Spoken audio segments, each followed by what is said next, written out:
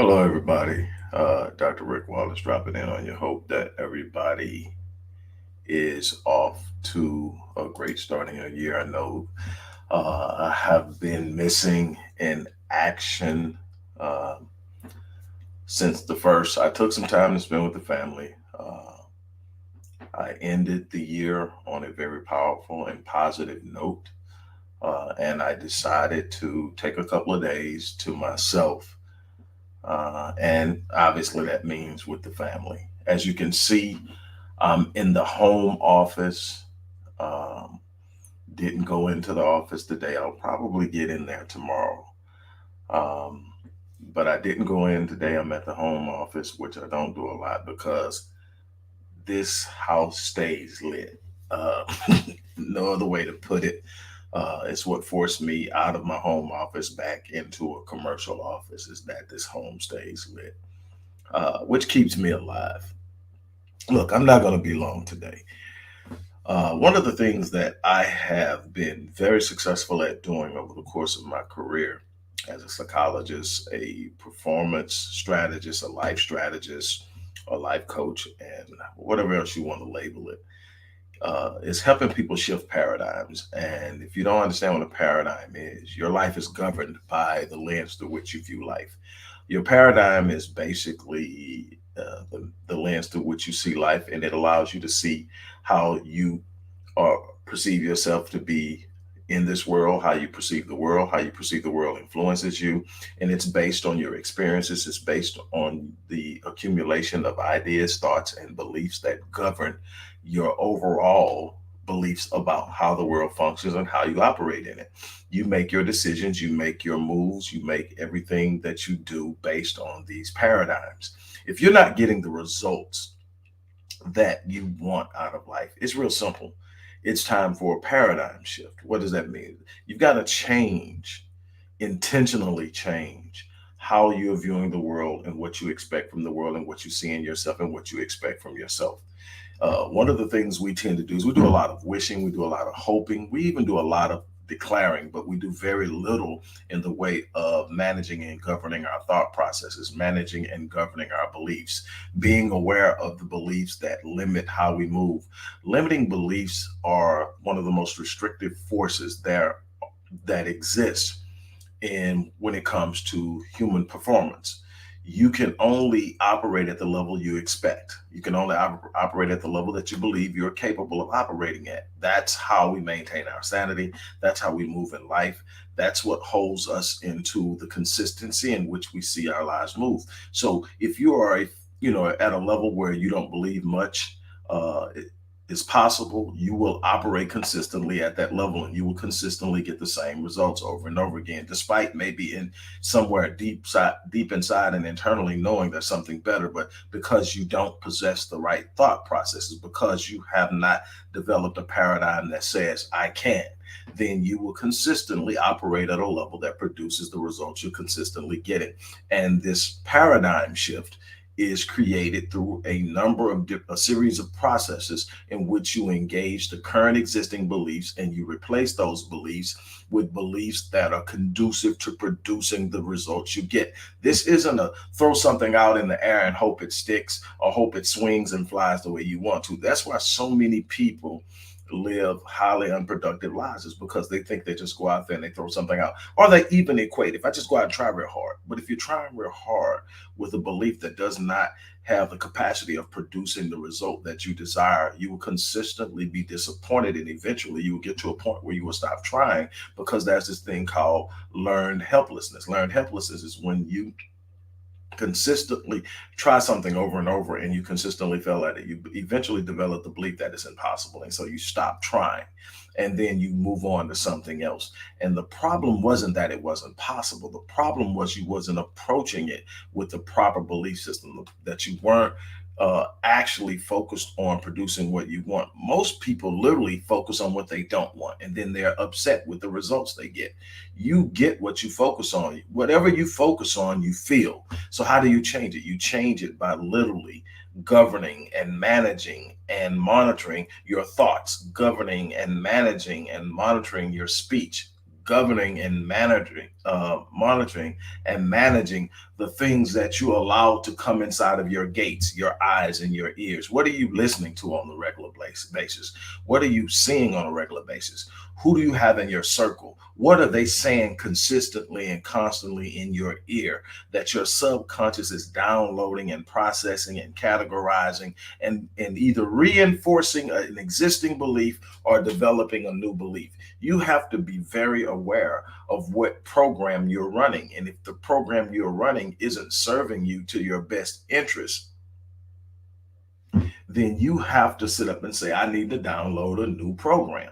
And so what that means, I need to start reading books that are conducive to what I have. I need to start training my mind to respond to negative stimuli in the right way, because things are going to happen. You're not going to get through life and not have things that come into your world in are negative, and you're going to lose someone eventually in your life. You're going to have relationships that don't turn out the way you want them to. You're going to have ups and downs. If you're running a business, trust me, you're going to have great moments. You're going to have not so great moments. It's a part of the process. It's a part of growth. It's a part of learning. Whether you're a writer, whether you are an engineer, whether you are a new business owner, whether you are an investor, no matter what it is, there is simply going to be times it's not right. But how do you confront it? How do you deal with it? What are you doing when this negative information or this negative situation presents itself?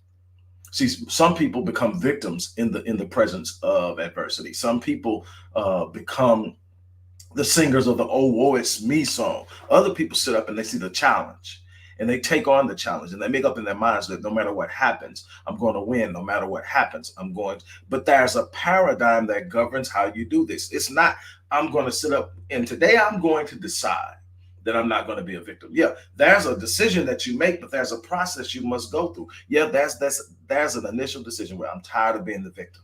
What are you going to do about it? Now I have to shift paradigms. Now I have to change. Now I have to go through the process of becoming better. I have to go through the process of actually developing confidence. I have to go through the process of actually thinking like a winner. Because as a man thinks, so is he.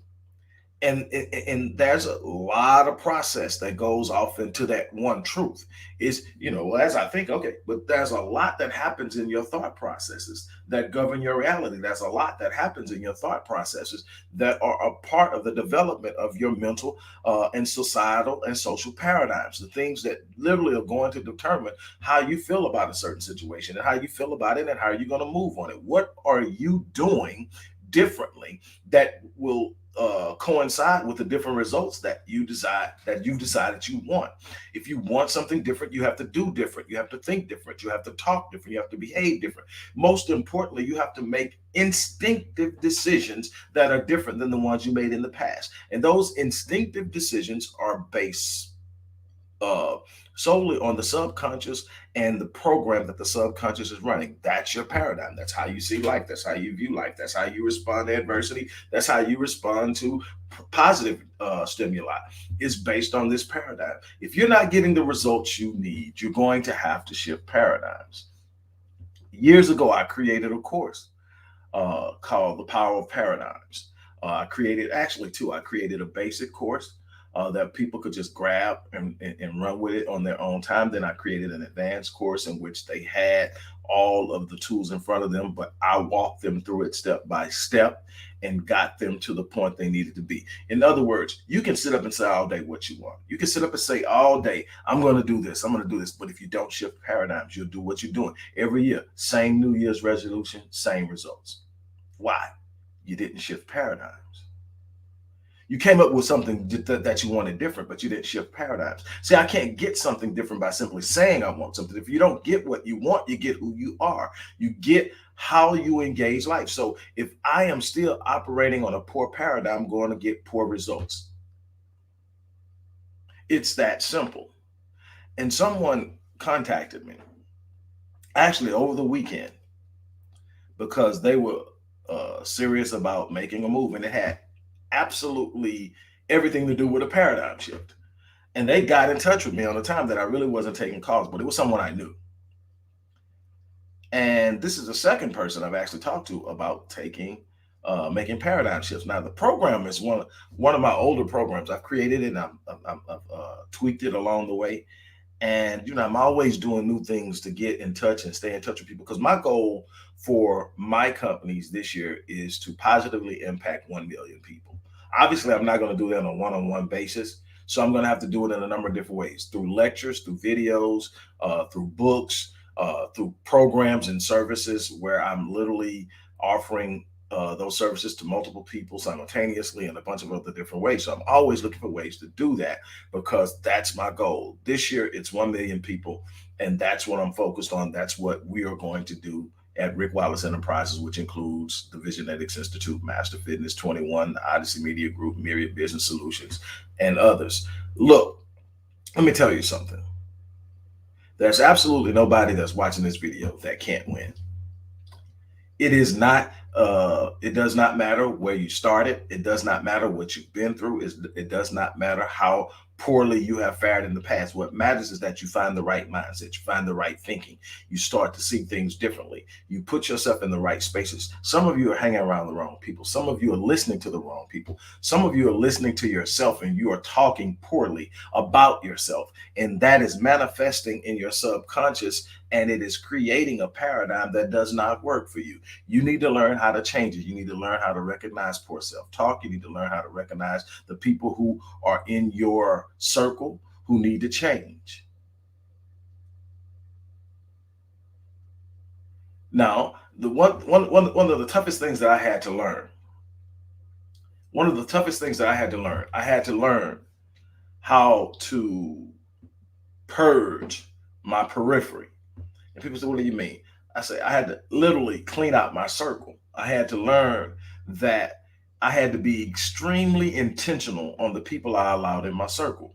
See, there had to be a certain amount of people who had excelled in the areas that I intend to excel in, meaning people who are doing better than me, people who I can look at and see patterns of success, people who I can study, people who I can consult, people who I can look at every day when things get tough and say they made it, I can make it too. And then there had to be another group of people in my circle who are pretty much my peers, right around the same place I am, doing whatever, wherever I'm at that time in my life, that's where they're at. So they're doing exceptionally. If they're where I'm at right now, they're doing pretty good in life. They've done some things, they got a bunch of accomplishments behind them, but they look at themselves in the mirror every morning and know we're not done yet. And so I need some not done yet people in my circle, because we're the ones that are going to push one another, hold one another accountable, speak positively to one another, encourage one another, but not let any one of the people in the circle fall victim to complacency. So you're not going to get to skate and scoot and coast not around me. And then there are going to be a couple of people that are going to be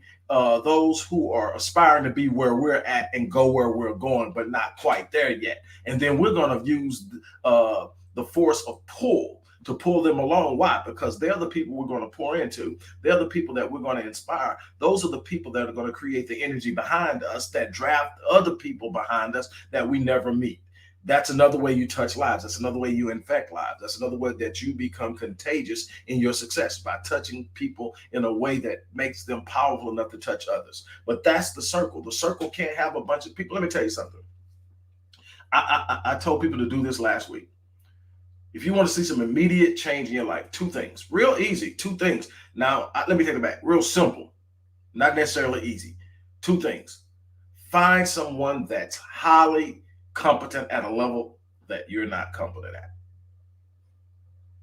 Find somebody that they're positive, they speak positive, they talk positive. Everything about them is inspiring and encouraging. People love to flock around them, and people reach out to them. Find somebody like that and become acquainted with them. Now, this person may be someone you know, it may be a friend of a friend, it may be a paid specialist, but what you need is a person that's done some things you want to do, and you got to put yourself in that person's specific, and you got to invest yourself in a way that it happens. It's real simple.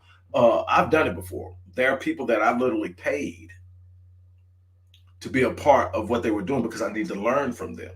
And I didn't see a problem with that. A lot of people is, if I can't get you to mentor me for free, then I don't want to deal with it. It's great to have free mentors. I've had them, but I've had way more paid mentors than I had free mentors. Why? When I pay you, I can expect your time. I've actually taken a space in your life and paid for it. So now what I'm asking of you, I've actually paid for. So I have an investment in you giving me what I need instead of hoping that you give it or whatever. And even when I've had mentors that were mentoring me, quote unquote, for free, they really weren't. Why? Because I was bringing something to the table. I was always reciprocating in some way. They were giving to me, but I was giving to them.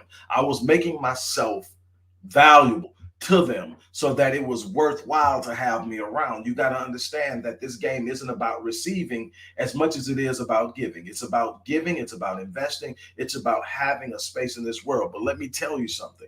You build paradigms by having nothing but the right energy, right information, right data around you consistently, because you're going to be hit with stuff you don't control. There are going to be some things that come in your life that you absolutely do not have control of. That's life. Not everybody's going to like you. Not everybody's going to believe in you. Not everybody's going to sit up there and say, oh, go, you awesome, awesome, awesome. That's not going to always be the case. So who you have around you is going to determine how hard that hits you. When somebody slaps you with, you know, that idea sucks. It's not going to work. You better have somebody behind you, man, say, man, you've done this before. Man, you can do this. I believe in you. And it doesn't mean that it's easy. No, and it's a difference between having somebody positive, encouraging, and having somebody who's a yes man. Anybody that knows me knew I never had yes men around me. I don't like people who tell me that I'm right just because they want to be around, or just because I'm the popular person to be around at the time. And there are some times that, it was really extremely popular. I was that dude. And I didn't want yes men around me. Why? Because yes men will cause you to crash quicker than anybody else, because they'll see that, hey, man, that probably is not a good idea, but I'm not going to be the one to tell him. I'm not going to be the one to tick him off. No, no, no, no, no. I want people that are going to fan my flames, but also point to the wall that I'm heading towards. It's so important to get what you are trying to get in the periphery that you create. You're born with a circle. You don't get that's your inherited circle. You don't get to choose it. It comes with normally a mom, a dad, some grandparents, some cousins, some siblings, and your classmates at school. And you don't get to pick it. You're born into it. But the older you get, the more influence you have on who's in your circle. You get to decide who you spend your time around. And you're going to become the average of the people you spend your time around the most. Well, if I'm going to be the average of the people I spend my time around, guess what? I can't have a whole bunch of people around me that's doing what I'm doing or less. Why? Because that means I can only be where I'm at, or I can go backwards. So if I'm going to ascend, there got to be some people that are doing better than me. Whether it's finance, whether it's relationship, whether it's business, whether it's investing, whatever it is, you've got to have people around you that are better at what you're doing than you are, and have done things that you haven't done. That's just simply how it is. Look, I want to get off here because, when I've gone this long without talking, I'll talk because I got a lot pinned up in me. I could go a lot more than what I go every day, but I have work to do. I have clients I have to actually work with. So, that's the thing. So look, here it is. If you're real serious about changing, I have a link to the Power of Paradigms course, Breaking the Curse of Poor Performance, Breaking the Curse of Procrastination. Break a whole bunch of things that you're doing right now. It's because you have a poor paradigm that does not work or is not conducive to achieving the things you want to achieve. I have it in there. What I love about the advanced course is you're not just working this course on your own. This is a self-paced course, but you're not working it on. You got me right there, step by step of the way. It's probably one of the least expensive ways for the totality of the course to have me in front of you. Those who know who've worked with me in the past know that I'm not the least expensive person in the world, and there's a reason for that. I'm worth every second that you spend with me, and my value is non-negotiable. I work with people on exception based on situation, but I know what I'm worth. What I'm saying is, if you're ready to make a change, if you're ready for a paradigm shift, there is a link in the box for you to sign up right now, and we can schedule the process of getting this off the way. This is not an overnight thing. This paradigm course will probably take you a month, maybe a little longer. But what I can tell you is, if you follow it, if you're consistent with it, you will experience change. You will experience power. You will experience growth. You will see things different. Your stress levels will decline. Your anxiety levels will decline. Your fear will decline. A bunch of things that you are dealing with on the negative end will completely diminish. Why? Because the paradigm is the lens through which you're looking that's creating all of that. Right now, fear and anger and all that stuff comes from the belief that you can't change it. You never are upset about something you can change. You're never worried about something you can change. You're never anxious about something you can change. You're never anxious about something you're going through. You're never fearful about something you can change. So when you're having fear attacks, you're having anxiety attacks, you're having worry and stress and all those things that literally will kill you physically, it's because somewhere deep down inside, there's this belief that I don't have any power, that I can't do anything about it. I'm just stuck right here. Well, I'm telling you, you're not stuck. I'm telling you that there's something inside of you that's so great, so powerful, so unstoppable that when you start to learn how to activate it, when you start to learn how to use it, when you start to learn how to walk in it, that literally makes you unstoppable. You're going to start to do some things you never thought possible. I didn't set out to write 25 books. I didn't set out to sit up and make a direct onslaught on academia. I didn't set out to sit up and start 47 companies and be successful in all 47. I set out to just say, I'm not going to settle in life. That was my thing. I'm not going to settle in life. I'm not going to take what life hands me and be thankful. I'm not going to go out and beg somebody for an opportunity. I'm going to go out and create it. And what I found is that the more I applied myself, the more I believed in myself, the more I was able to do. And then I said, man, I can help people change their lives. I'm not going to hold this to myself. And so I immersed myself into the world of psychology, in the world of human performance, in the world of human change. And I start to master things like neuro-linguistic programming, psycho-cybernetics, psychology, cognitive behavioral therapy, neuroassociative conditioning. And I just went down the line. Every time I got something and I nailed it, next thing up. Why? Because I wanted to be able to touch a person's life and not miss anything, to be able to have as many tools as possible to help people achieve the things that they wanted to achieve. And so what I do, I read. I'm going to tell you something that most people don't believe.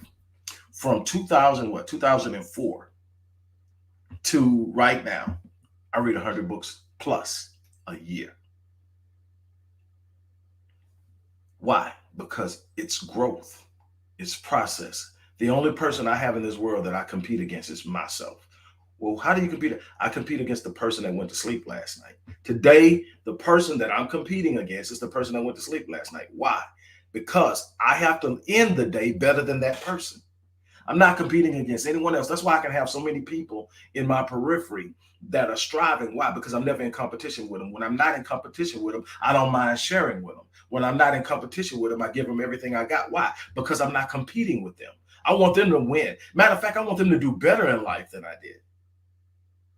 I have no problem with somebody surpassing me. That's awesome. That's the thing. That's awesome. Having somebody surpass you, that you touch their life, should be something you celebrate, not be afraid of. But the reason I can do that is because I'm not in competition with anybody in my life, with no other person out there. There's nobody I see, nobody I study, nobody I read that I'm in competition with. You know who I'm in competition with? The guy who went to sleep last night. See, when I go to sleep tonight, I got to be better than him. That's why I read. Why? Because if I read and I learn something new, I'm better than the guy yesterday. If I practice something and I become better at it, I'm better than the guy yesterday. Why? Because if I do that consistently every day, I will never wake up at the end of the year of any given year and be the guy who entered that year. I'm going to always have advanced each and every year of my life, no matter how hard that year was. And I've had some hard years, but you know what? I ended the year better than when I started. Why? Because I intentionally invested myself in becoming something better. Look, if you're really serious about change, and you're going to have to be serious, only the serious need to even click the link. But if you're serious, let's make it happen. I'm excited. Like I said, I got 1 million people lives to touch, so I'm going to be coming hard. I am going to be coming hard, and I hope you're going to be going hard. You do not have to leave 2020. And see, the whole thing is don't procrastinate. Don't think it's the beginning of the year. I got all the time now. See, how you start this year has a massive impact on how you're going to finish. It's no different in your day. You wake up in the day, you got 12, 14 hours before you have to hit the bed again. Maybe in my case, 16 plus before you hit that bed again. So you said, I got plenty of time now. You know when I go the hardest? The beginning of the day. I wake up those first 5 hours from 4 o'clock to 9 o'clock, hard in the paint. I get more done in that time probably than I get done the rest of the day, because then I start fielding problems and putting out fires and getting phone calls about. And so then it's about managing the day. But the first 5 hours is about doing things that haven't been done and need to be done. And that's it. Same thing with your year. That this first couple of months will have a massive impact on how the rest of the year goes. Things are going to happen in the year. You want momentum built when they happen. On that note, look, I'm going to get ready to get out of here. So it's all up to you. Either you're going to do something and make changes, or you're going to keep complaining about what you don't like, but keep experiencing it because you won't do anything about it. It's that simple. On that note, I'm out of here. You guys have an unbelievable rest of the day and week.